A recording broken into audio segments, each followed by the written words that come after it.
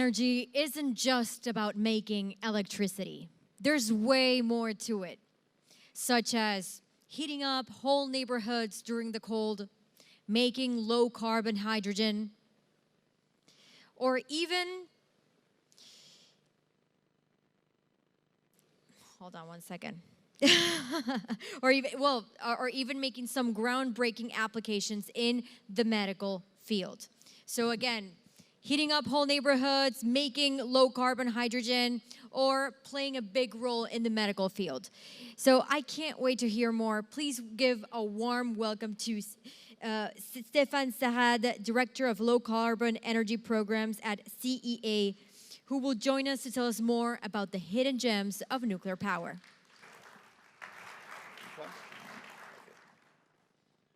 Thank you. Good afternoon, ladies and gentlemen. It's a great pleasure to start this session. We can be convinced that nuclear energy, and we can see that at WNE, is now considered as a very good solution in order to solve and to reach a carbon-free provider of electricity. But nuclear energy is also valuable asset in other fields, some already well known, such as for cancer treatment, other not so well known or broadly deployed, such as heat, for district heating, hydrogen production, e-fuel production, what we call now multiple use of nuclear energy as an enabler of the energy transition. And now, this afternoon in this panel, we look on both aspects and try to draw a comprehensive overview of the benefits nuclear already gives to the society, health for instance, and what it will do tomorrow for hydrogen, heat, and new progress for health. So it's my pleasure to invite and to welcome on the floor the panelists of this afternoon. First of all, I invite Mr. Daudet, Julien Daudet, which is CEO from Oranomed. I also invite François Gaucher, which is Vice President of CERCA, Vice Chair of the Fuel BU Business Unit Supply Chain, and Director of Framatome Healthcare. I also invite Mr. Jean-Pierre Caillol, which is the Departmental Program Coordinator for the Department of Nuclear Science and Application of the International Atomic Energy Agency. It's also my pleasure to invite Mr. Dong Xin, which is Deputy Chief Designer of Small Modular Reactor, Core Design at the Nuclear Power Office at Nuclear Power Institute of China. It's also a great pleasure to invite Mrs. Rachel Glavin, which is Commercial Director of EDF UK. And then it's a great pleasure also to invite Mr. Gareth Day, which is Managing Director of Heidelberg Materials. Please. Of course, you can applaud them and thank them. Thank you very much. So, I suggest we can move now to the first topic, which is health. Mr. Daudet, as the CEO of Oranomed, what news do you have to share with us? We know pretty much that radioactive isotopes can help diagnose illness, such as cancer, and that we can treat some cancer with gamma therapy. Can we do more? So thank you very much. Hello, everyone. So already, if we are able to treat cancer with alpha particles, that's going to be a great achievement. It's been a very dynamic field in the past years. A few years ago, well, everyone in the pharma industry was, having an interested look at alpha therapies and beta therapies. They're called internal radiotherapies or radioligand therapies, whatever the name. So they were curious about this because on paper it looked really good, but not many were ready to go to the next step. And what has really tremendously changed over the past, I would say, 3-4 years, is that radioligand therapy is really recognized today as a very promising therapeutic area that is likely to change the way cancer is treated. So it started with mostly beta therapies, especially Novartis introduced Lutathera in neuroendocrine tumors and Pluvicto more recently in prostate cancer. And now it's, I think, quickly moving to alpha therapies for a higher potential in treatment of these cancers. And so we see not only people like us coming from the nuclear industry, but also people from the pharma industry and the medical community being excited about the prospects of targeted alpha therapies. So that's really exciting for us as well, and that's the good news I wanted to share. Yes, thank you. That's very important. But finally, how does a targeted therapy actually works? So the principle of action, the mechanism is actually very simple. What you want to do is to bring the radioactive atom, so it could be an alpha emitter or a beta emitter, very close to the cancer cell, to the tumors. The way you do this is you somehow stick the radioactive atom to what is called a vector. So a vector is going to be a peptide, it's going to be a protein, it's going to be whatever molecule which is selected to accumulate on the cancer cells. And these technologies exist, have been existing for a long time, because cancer cells have some particularities that makes them, well, not easy to target, but I would say targetable. So this is how it works. So you take one of these molecules, which is really designed for one specific cancer, you stick a radioactive element, so an alpha emitter or a beta emitter, to this vector, and then you inject it to the patient. When you inject it to the patient, the drug will accumulate on the tumor specifically, and when there is the radioactive decay, the decay will kill the cancer cells, and so have obviously some efficacy on the tumor. This is why you want either beta emitters or alpha emitters, because you want a short range and you want high damage. That's what you want. And this is why, as well, alphas are considered as having more potential than betas. Betas have a slightly higher range, a lower linear energy transfer, so damage done to especially DNA, which means that betas will generate single-strand DNA breaks. So you know, DNA is double helix. So betas will generate single breaks, which are repairable, when alphas will generate double-strand DNA breaks, which are not repairable. Anyway, both work, and so this is, in a few words, the way it works. Thank you very much. And of course, I've got a question about how to produce and to distribute those isotopes, those radioelements. Do you have any difficulties to produce and distribute them? So I'm not going to surprise anyone in the nuclear industry if I say that manufacturing to scale is always somewhat difficult. And you know, producing these isotopes on a bench top in a lab is easy, but producing large quantities to be able to treat thousands, maybe tens of thousands of patients is much more difficult. And this is also one of the things that the pharmaceutical industry has realized, did realize recently. So everyone has challenges. One of the reasons why we chose to work on one specific isotope, which is lead-212, is that this we have discovered and developed a manufacturing process that is entirely chemical. So it's radiochemistry. I want to reassure everyone there's still some nuclear technology in that, but there's no irradiation process, right? You don't need to be in a reactor. You don't need to be in a cyclotron.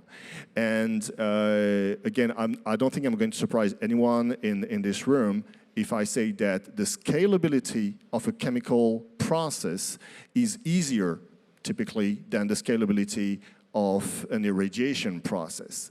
So what we have developed, and which I think is quite unique in this industry today, at least for alphas, is a capability to manufacture very large quantities of the isotope we're using, which is lead-212.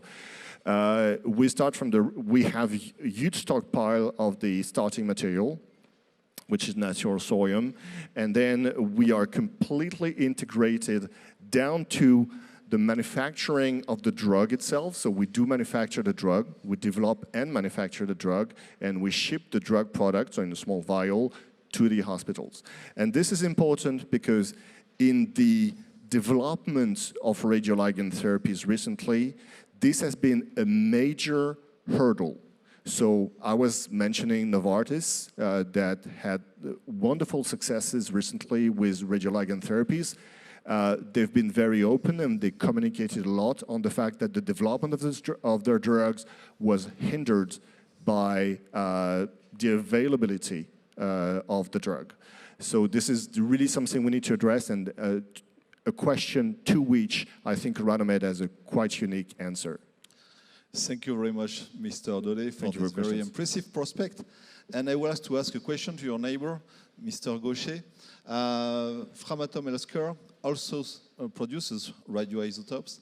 And is it only through MTR that you produce those radioactive isotopes?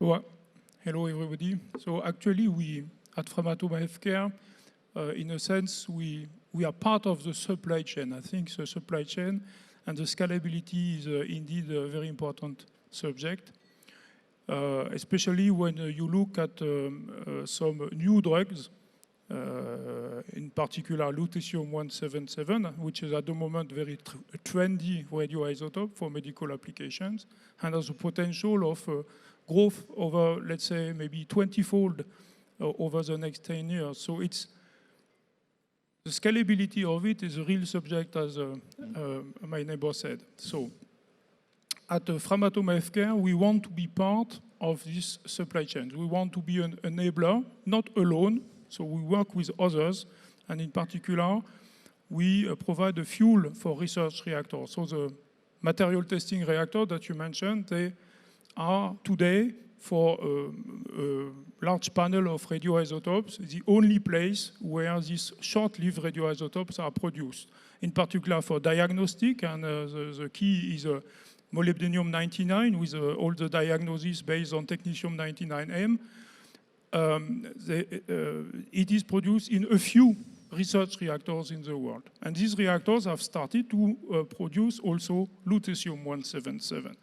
And I'm not sure these research reactors alone will be sufficient to accommodate, let's say, the growth of the demand that we will have in the next 10 years. And in particular, there are dozens of new drugs that are in the pipes at different levels of development, so preclinical trials or clinical trials, and FDA applications and all these kind of things. And you really need them.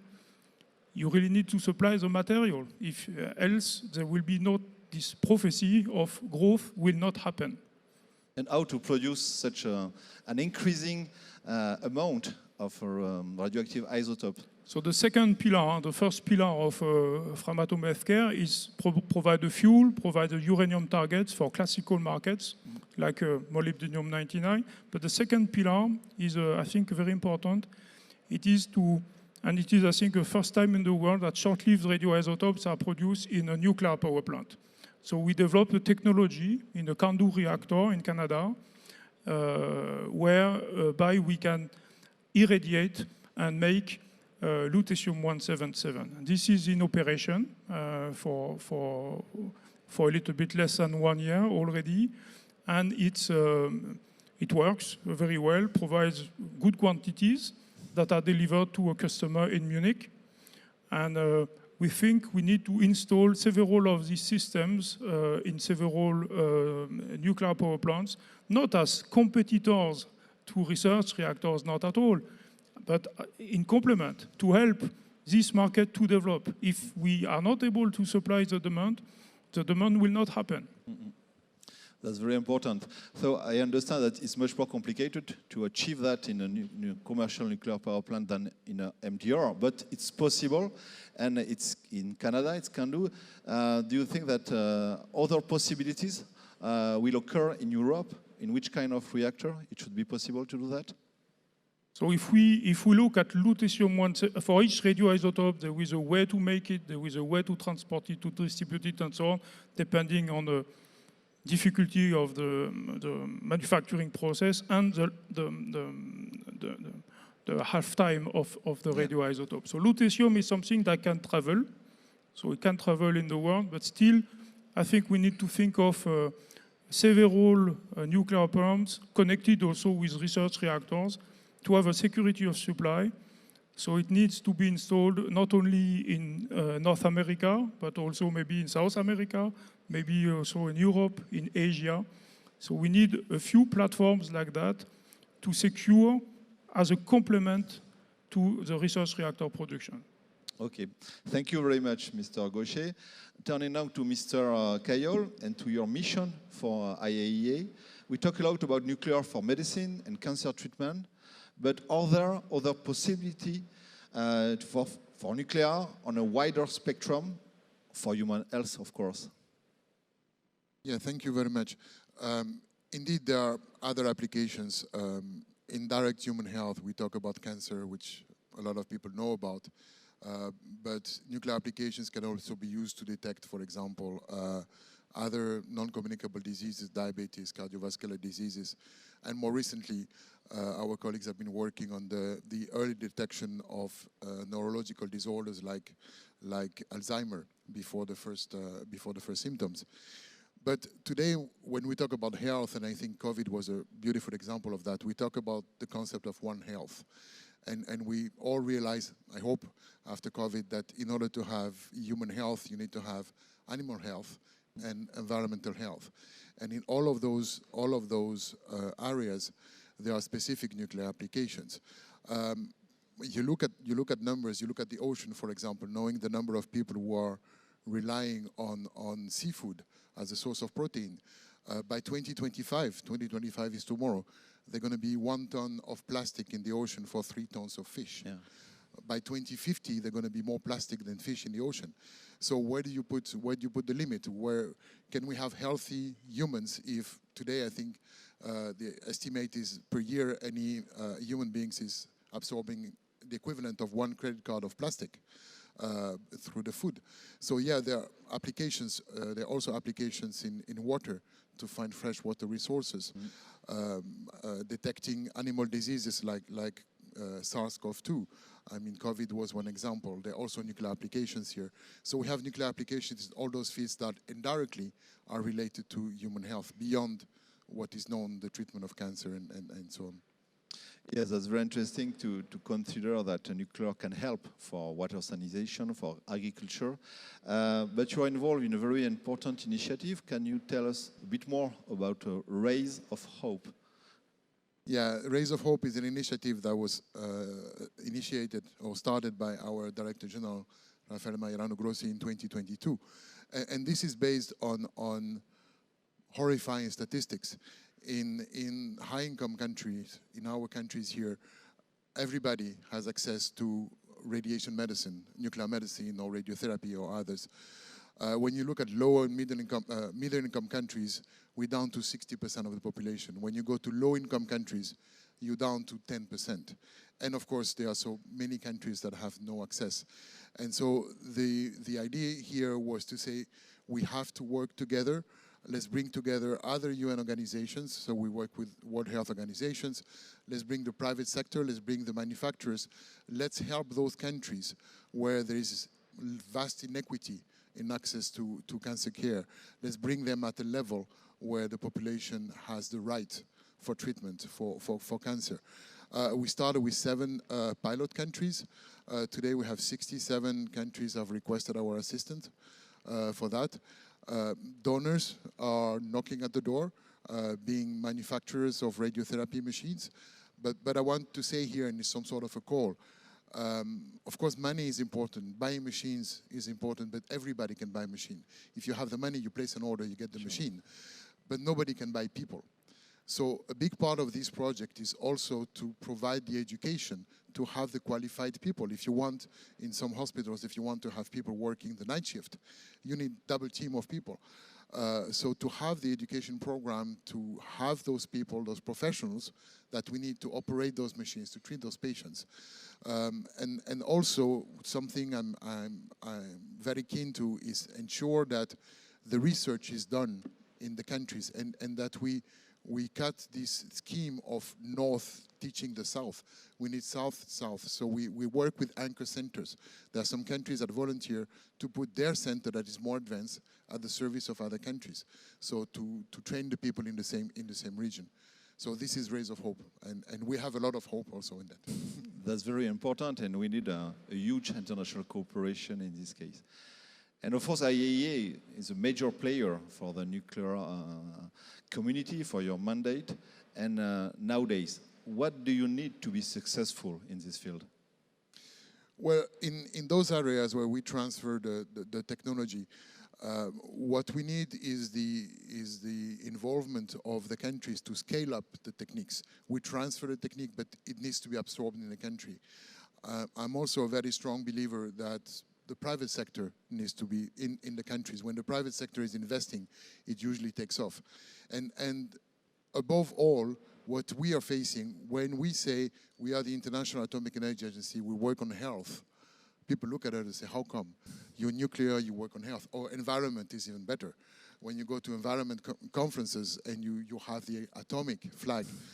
And so I think we cannot shy away from saying, and we share the same problem as the nuclear industry, at large nuclear power industry, is there's this stigma.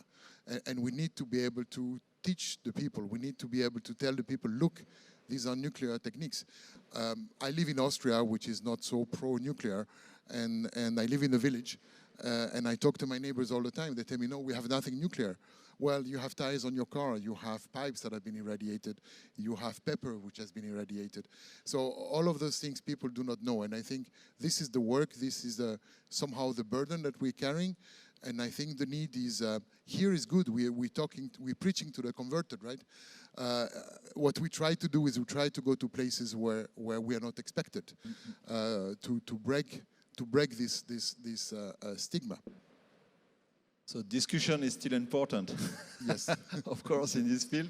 I would like to thank you for the 3 first panelists for those very important and impressive information you gave in this field. And we can see the progress, and we can imagine the progress that you will achieve.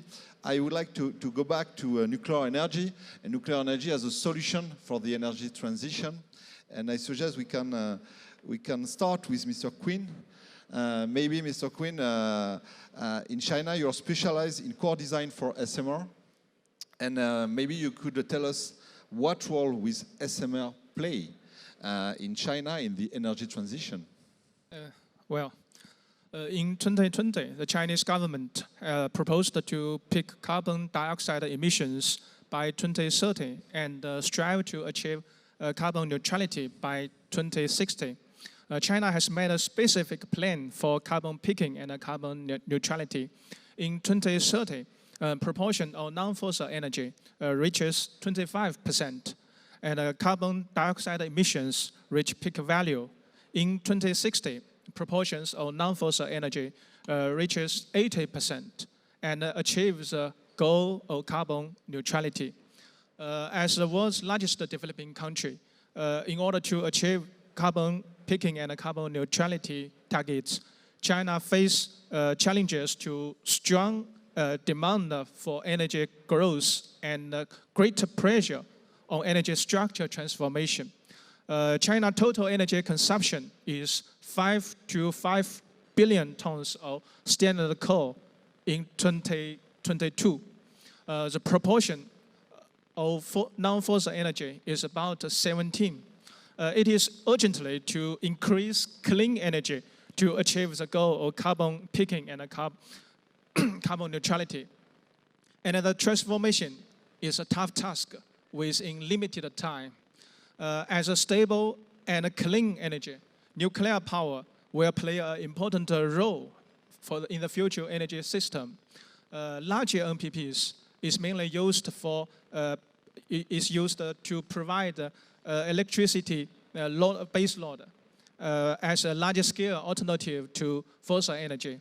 SMR has advantages of less initial investment, short construction period, high safety, and good flexibility, and have great applications, prospect and demand in non-electrical domain, such as heat supply and hydrogen production. Also could support renewable energy like solar to access grid to guarantee the safety and stable operation. So it is one of the choice for the future energy security and goal of carbon peaking and carbon neutrality. And the Chinese government has also issued seriously policies related to nuclear energy. In October 2022, the State Council issued an action plan for carbon dioxide peaking before 2030. Relevant measures including pushing forward a demonstration, a project for advanced reactor types like high temperature gas-cooled reactors, small modular reactors, offshore floating reactors, and conducting demonstrations on the comprehensive utilization of nuclear energy. So I think SMR will play an important role in the energy structure transformation in China. Yes, thank you. We know very well that China is very active in the field of large nuclear power plant and also in SMR. Could you please give us an example of an SMR project? Okay. China National Nuclear Corporation, the CNC, self-developed the multi-purpose modular small PWR ACP-100, named Linglong 1. ACP-100 has an integrated design and a passive safety system. Can the pumpers direct connected to the reactor vessel, and the steam generator is installed inside the reactor vessel.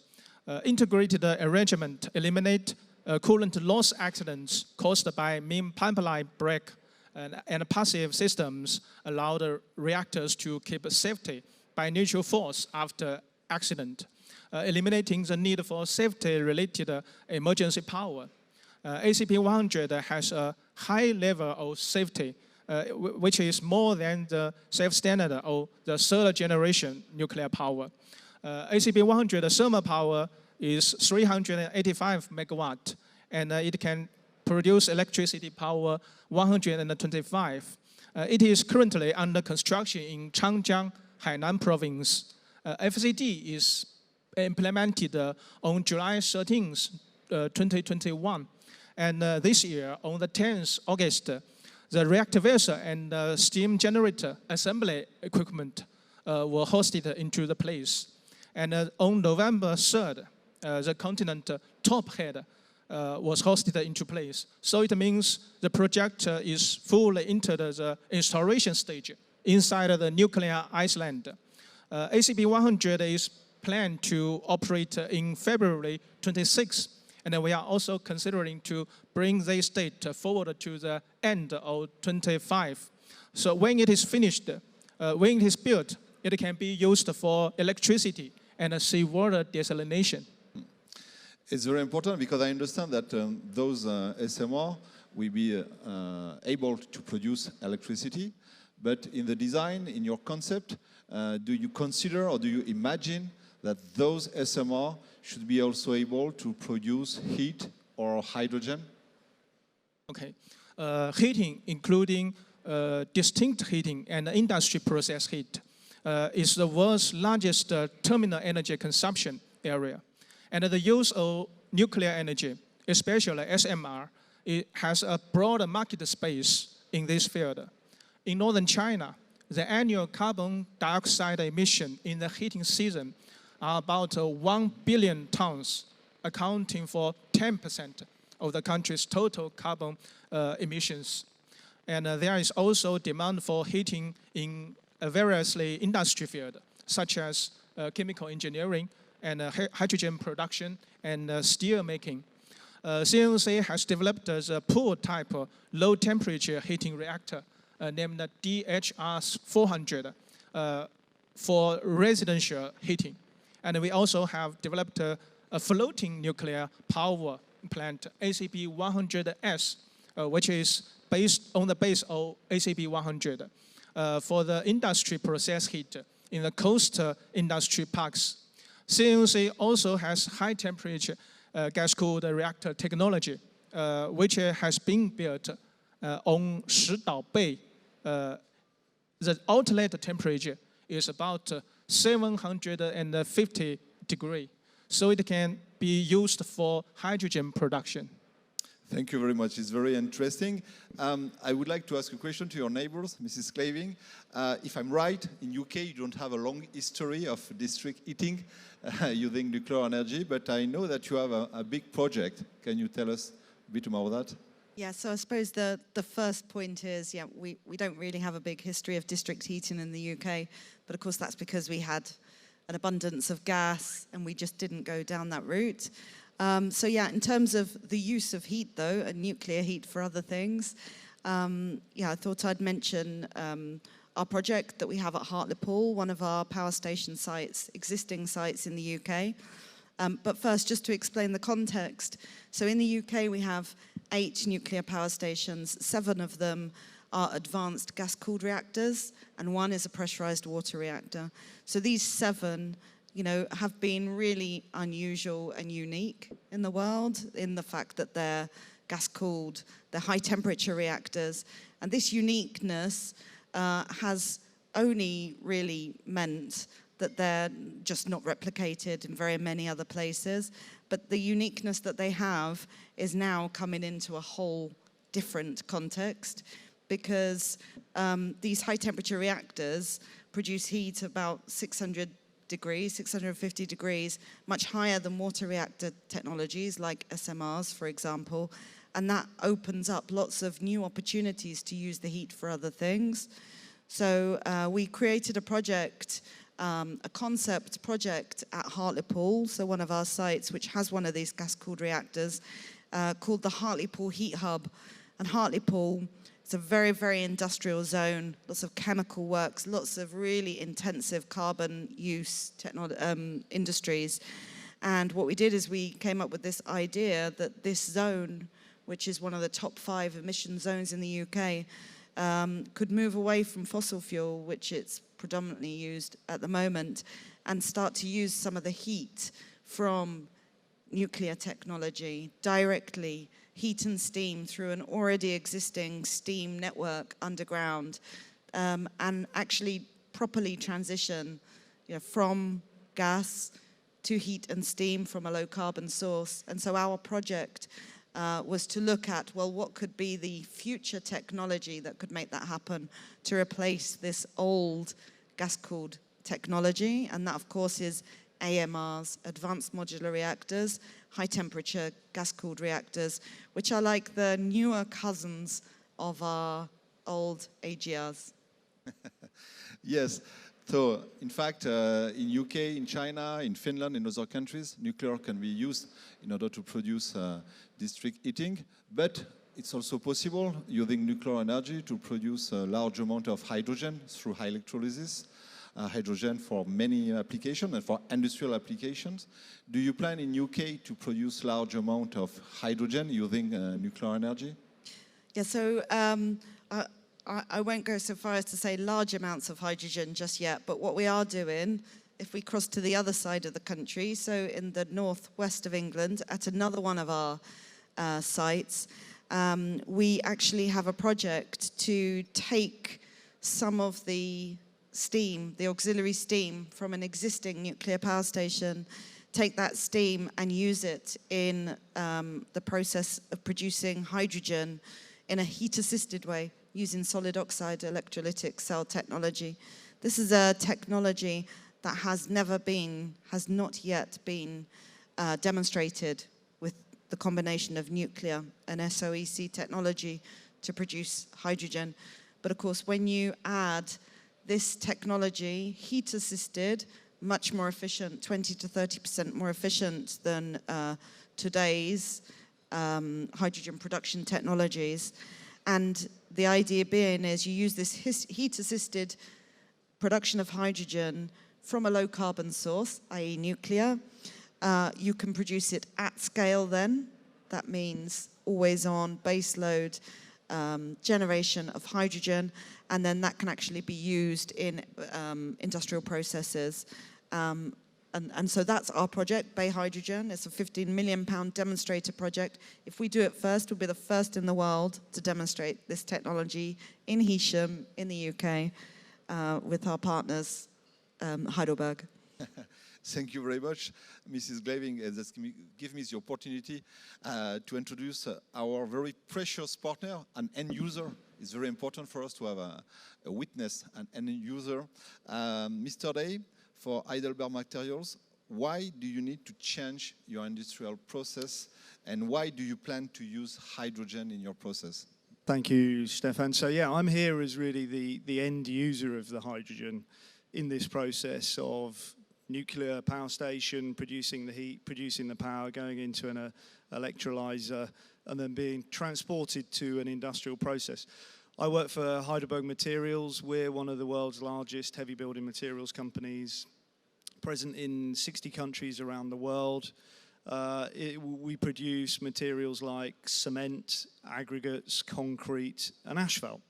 The asphalt being the black stuff that you see roads being made out of. It's a combination of bitumen, which gives it that color, aggregates and sand, and some other materials. So in the UK for Heidelberg Materials, I run our asphalt division. We have 35 asphalt plants around the country, producing the materials that are used for road construction, road maintenance and construction. So we produce asphalt. We produce about 4 million tons of asphalt a year. The UK market is about 23 million tons a year. So we're a very energy-intensive business, an energy-intensive industry. In order to produce the asphalt, we have to heat it up to typically around 180 degrees C. We heat up the aggregates, and then we add the hot bitumen to that, mix it up, and then produce the materials that go onto lorries that are then laid on the road. It needs to be heated so it's workable, so that it can be worked into the surface that you see on the roads. But because we're heating the material to 180 degrees, what that means is that it's a very energy-intensive industry. So we're typically using natural gas with a burner. So we're using an open flame to heat the aggregates, or we're using liquid fuels to produce that flame. So we're in a process of decarbonising all of our processes to produce our products, both in terms of trying to reduce the heat at which we're heating up our materials to when we're producing asphalt, but also looking at alternative fuels that don't emit carbon. It's difficult to electrify that process because of the volumes of material that we produce. It's also difficult to get the levels of electricity, the power required into these 35 distributed sites, which are often, it can be in the location of a quarry, can often be in quite remote areas. So we see hydrogen not necessarily immediately, but certainly over a 5 to 10 year horizon as being part of the mix of the fuels that we will use to produce asphalt in the future. Thank you very much. So you plan to use nuclear energy to produce hydrogen that you need, but I'm interested in the why. why did you realize that you could do that before, or why did you change your mindset, and why did you go to nuclear energy for that solution? Yeah, I think first of all to say that we've already collaborated with EDF on some other projects, more to do with our cement production. So in the UK, we're one of the biggest cement producers in the world, which is obviously is an industry that does emit significant CO2, and we're in the process across the world at looking at methods with which we can reduce those CO2 emissions. So we've already collaborated with EDF in the UK on other projects. Just as an example, we were the first company in the world to produce clinker using hydrogen, which we did 2 years ago. And in a period of hours, we used up the entire supply of hydrogen in the UK. So from there, we went to look at other solutions for other parts of our business, and that's how we came up. We came to our asphalt business, which is a slightly less highly consuming of fuels and energy, but still very high.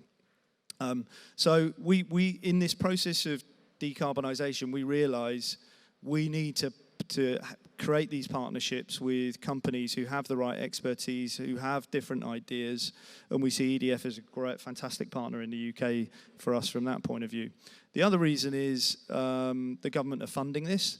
The government has funded our consortium, of which us and EDF are a member, to the tune of greater than £6 million to deliver this project over the next couple of years, so that's a big push.